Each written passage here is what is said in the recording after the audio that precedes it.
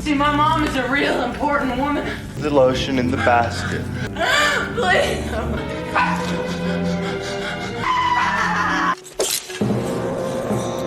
The story opens at Quantico on an important day. Clarice Starling, a young FBI trainee with great potential, is called in by her boss, Mr. Crawford.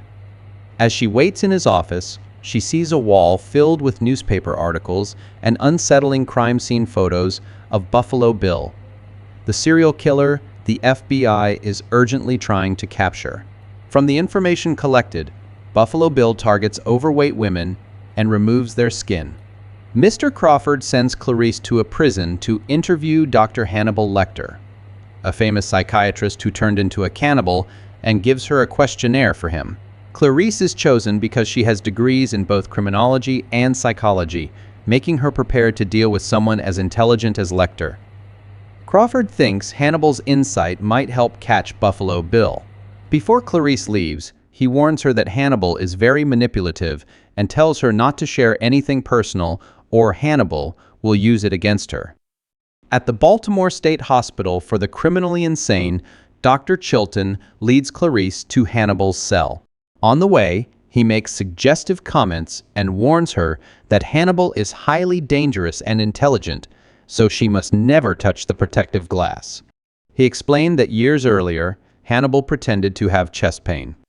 When a nurse tried to help him, he attacked her, badly injured her face, and bit off her tongue. After dropping Clarice at the entrance of the special cell block, a resident psychiatrist showed her the way to Hannibal's cell and let her continue alone. The hallway was lined with some of the most dangerous killers, and Hannibal's cell was at the very end. Outside one of the cells, an inmate named Miggs stared at her closely. Unlike the other killers, Hannibal stayed disturbingly calm. His cell had no bars but was surrounded by bulletproof walls. He politely asked to see Clarice's ID and seemed amused that the FBI had sent a trainee instead of a full agent. His sharp mind and incredible memory were clear, as he could describe the entire city of Florence from memory alone. Hannibal quickly understood that Crawford wanted to use him to learn more and help capture Buffalo Bill. When Clarice asked why Buffalo Bill skinned his victims, she suggested it was to keep trophies, like other serial killers often do. Hannibal rejected that idea, and Clarice pointed out that he didn't need trophies because he ate his victims. Hannibal then asked for the questionnaire. At first he was polite, but he soon became irritated and impatient, unimpressed with both the questionnaire and Clarice's attempts to analyze him. Hannibal showed his sharp mind by insulting Clarice and making disturbingly accurate guesses about her past, saying she grew up poor in the countryside. Shocked, Clarice told him to look at himself the same way and mocked him by suggesting he was just afraid. Angered, Hannibal revealed that the last person who tried to give him a questionnaire had their liver eaten. He then coldly ordered Clarice to leave. As she walked down the hall, an inmate named Miggs suddenly threw filth at her. Seeing this, Hannibal immediately called out for her to come back. Hannibal said he couldn't stand seeing Clarice treated so disrespectfully, so he offered her another chance to interview him. But with one condition, she had to search within herself and track down his former patient, Miss Moffat. After leaving and returning to her car, Clarice broke down in tears from the encounter. She tried to comfort herself by remembering a childhood moment when she happily greeted her sheriff father as he came home. In the days that followed, Clarice lived like any other student at the FBI Academy. But in her free time, she often went to the research room to study Hannibal Lecter on her own. Soon after, Crawford called with shocking news. Miggs had died. Hannibal had spent the whole day talking to him, and somehow Miggs ended up swallowing his own tongue and dying. Clarice then thought about Hannibal's last words, "Look inside yourself," and realized it might be a code. She investigated and found a storage facility called Your Self-Storage in Hannibal's hometown. When she arrived, the manager told her the unit was registered under her name. Hester Moffat turned out to be a storage unit that had been closed for more than 10 years. Because the door was stuck, they had to use a car jack to force it open. Inside, Clarice pulled back a large American flag draped over a car and found a headless mannequin. Even worse, she discovered a human head preserved in a jar. After this, she rushed to see Hannibal and showed her sharp thinking by realizing that the name Hester Moffat was an anagram for the rest of me. She concluded that the storage unit wasn't rented by Hester Moffat, but by Hannibal himself. Hannibal then explained that the head she found belonged to one of his former patients, Benjamin Raspail. He claimed he didn't kill Raspail, only kept the head. According to him, Raspail was murdered by someone else for experimental reasons. Clarice believed that Hannibal's former patient was linked to Buffalo Bill, and that Hannibal knew who he really was. In the end, Hannibal offered to give a psychological profile of Buffalo Bill, but only if he was given better living conditions where he could see trees through a window and stay away from the rude Dr. Chilton. He warned her to decide quickly because Buffalo Bill was already looking for his next victim.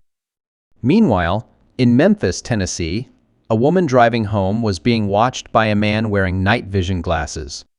When she pulled up, she noticed him struggling to lift a sofa into a van with one arm in a cast. Out of sympathy, she offered to help and stepped into the van to move the sofa. After strangely asking if her clothes were size 14, he knocked her out. He looked at her coat and was pleased to see it was the right size. Then he ripped off her blouse, tossed it aside, and drove away, satisfied. The next day, Clarice was taken out of training to join her superior. Crawford was investigating the body of a woman recently found in Virginia. On the way there, he showed Clarice another victim of Buffalo Bill, discovered a few weeks earlier, whose back had been skinned. The killer had kept her alive for 3 days, did not rape her, then shot her, removed her skin, and dumped the body. They met the local sheriff at the morgue of a funeral home, where a service was happening in the next room. Seeing the ceremony, Clarice briefly remembered her father's funeral. After asking the local police to step out, the FBI unzipped the body bag and began examining the victim. Clarice quickly noticed that the woman had been brought from another place, since her jewelry and makeup didn't match the local style. Dirt under her broken nails showed she had crawled while trying to escape. Clarice also found a cocoon hidden in the victim's throat. The body had been skinned in 2 large diamond-shaped patches on the buttocks. Clarice brought the cocoon to her friends, who were insect experts, for examination. They explained it was a death's head moth, a species that only exists in Asia. From its condition, they realized someone had been raising it locally. At the same time, the scene shifted to Buffalo Bill's house, where he kept several tanks of insects and sat sewing while completely naked. A woman's cries for help echoed from a well in the next room. The next day, Clarice saw a news report about that same woman's kidnapping. The victim was Catherine Martin, the daughter of a U.S. senator. They then watched the senator deliver an emotional message to Buffalo Bill, begging for her daughter's release. With this case, the U.S. government made rescuing Catherine its top priority and sent Clarice to meet Hannibal Lecter again. This time, she brought several tempting offers if he agreed to help catch Buffalo Bill. The offer promised to move Hannibal to a nursing facility with a nice view and give him a supervised 1-week vacation each year on Plum Island. He agreed, but only if Clarice shared more personal stories with him. She accepted and told him how her father had been killed by 2 armed robbers when she was a child. After her father's death, Clarice lived on a farm with her mother and stepfather until one day she ran away, though not because they mistreated her. In return, Hannibal asked if Catherine was a large woman, and Clarice said yes. She told him about the moth found in an earlier victim's body and the cocoon discovered in Raspail's head. Hannibal explained that a moth symbolizes transformation, and Buffalo Bill's skinning of his victims showed that he was preparing for a transformation of his own. Hannibal believed that Buffalo Bill was abused as a child, which caused him to hate his own identity and mistakenly think he was transgender, even though he wasn't. He also explained that Bill had applied for gender reassignment surgery at 3 major clinics, but was rejected because of his unstable mind. Without their knowledge, Dr. Chilton, jealous that the government had chosen Clarice instead of him, secretly listened to their conversation. In the next scene, Buffalo Bill forced Catherine to rub lotion on her skin and threatened to spray her with water if she refused. Catherine cried and begged to be let go, but Bill ignored her. He lowered a lit basket to take back the lotion, and she noticed bloody claw marks on the wall. Horrified, she screamed even louder while he mocked her. After Clarice left, Chilton tightened his control over Hannibal and taunted him, revealing that Clarice's offer had been a lie. Hannibal was moved to another prison in Tennessee. During their conversation, he quietly noticed Chilton's pen. A police escort flew with him to Tennessee. After landing, Chilton realized his pen was missing but didn't think much of it. Hannibal was then taken to meet the senator, who now made a real offer in exchange for her daughter's safe return. Hannibal shared Buffalo Bill's age, physical features, and possible location. He explained that he knew this because Raspale, Buffalo Bill's boyfriend, had been his patient before Bill killed him.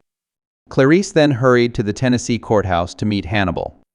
Even though he knew she had lied, he kept talking, suggesting that people often kill out of envy, and what they envy is usually something they see every day. However, Hannibal refused to give more information until Clarice explained why she had run away from the farm as a child. Clarice said that one early morning, she heard screams and went to the barn, where she saw lambs crying as they were being slaughtered. She tried to free them, but they wouldn't run. So Clarice took one of the lambs and ran, hoping to save at least one life. But she was soon caught and sent back to the orphanage. Her story showed her strong desire to protect the innocent. Lecter was touched and thanked her for sharing it. However, before he could help, Chilton arrived and forced Clarice to leave, eager to take all the credit for dealing with Hannibal himself. For unknown reasons, Hannibal decided to return the case file to Clarice, and she gladly accepted it. That evening, during dinner, he asked for an extra serving of rare lamb chops, which annoyed the guards. To keep him under control, they chained him to the bars of his cell. No one realized Hannibal had hidden the tip of a pen in his mouth and used it to unlock the chains. When a guard bent down to pick up the tray, Hannibal suddenly handcuffed him to the bars, bit him, and then beat him to death. Moments later, officers downstairs saw the elevator moving up to the 5th floor, where no one was allowed, followed by a series of gunshots. The elevator stopped on the 3rd floor, and several officers rushed up. They found Hannibal's cell wide open and a guard's body horribly mutilated, with his entrails exposed. Another officer's face was badly torn, but he was still barely alive. ASWAT team and an ambulance were called right away to take him to the hospital. As the elevator went down, blood started dripping from the ceiling. When the elevator stopped, the sheriff told his team that Hannibal, though wounded, was hiding on top of the cabin, while the injured officer was taken to the hospital. 2 policemen climbed up and looked into the shaft to check. Because they needed Hannibal alive to help catch Buffalo Bill, one officer shot him in the leg to stop him, but he didn't move.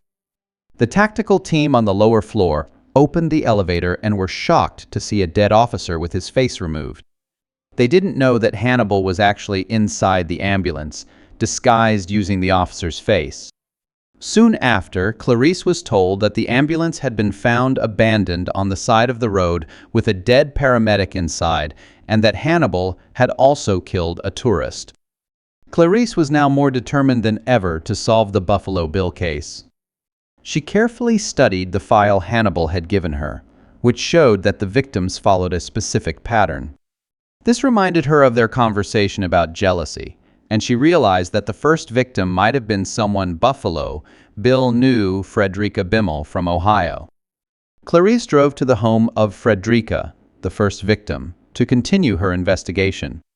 Inside, she saw sewing tools and realized that Frederica was a seamstress. She also found dresses with patterns that matched the patches of skin buffalo Bill had taken from his victims' backs. Clarice then formed a theory and called Crawford. She believed Buffalo Bill was making a suit from human skin to become a woman.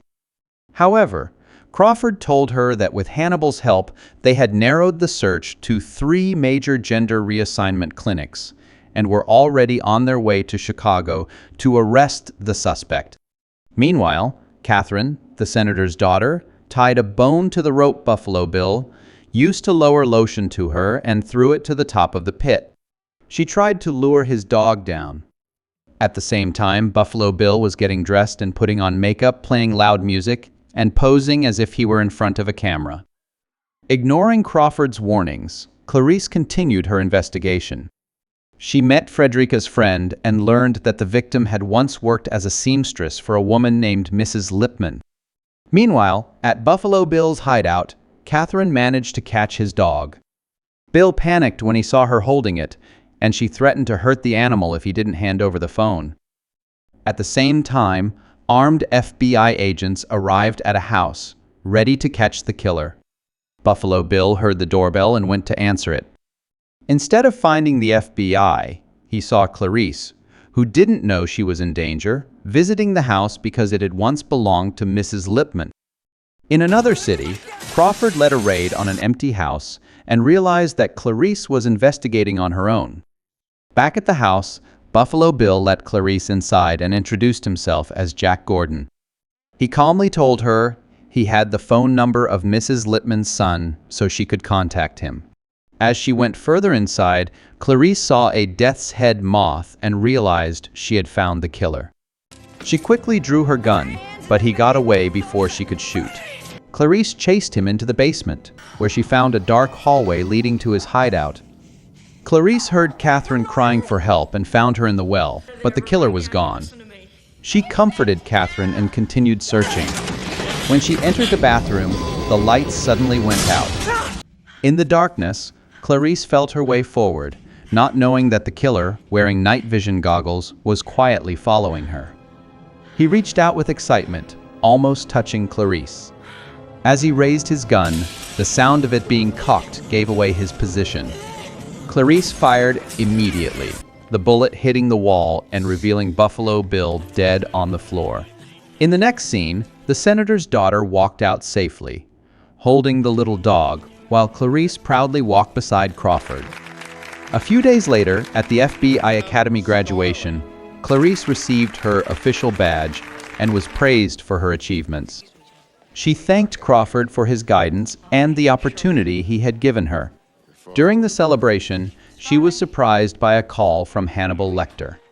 He greeted her, assuring her that he had no plans to harm her and that the world was better with her in it. Before the film ended, he mentioned he was going to have an old friend for dinner, hinting at Dr. Chilton. He then hung up and walked away, leaving Clarice shocked.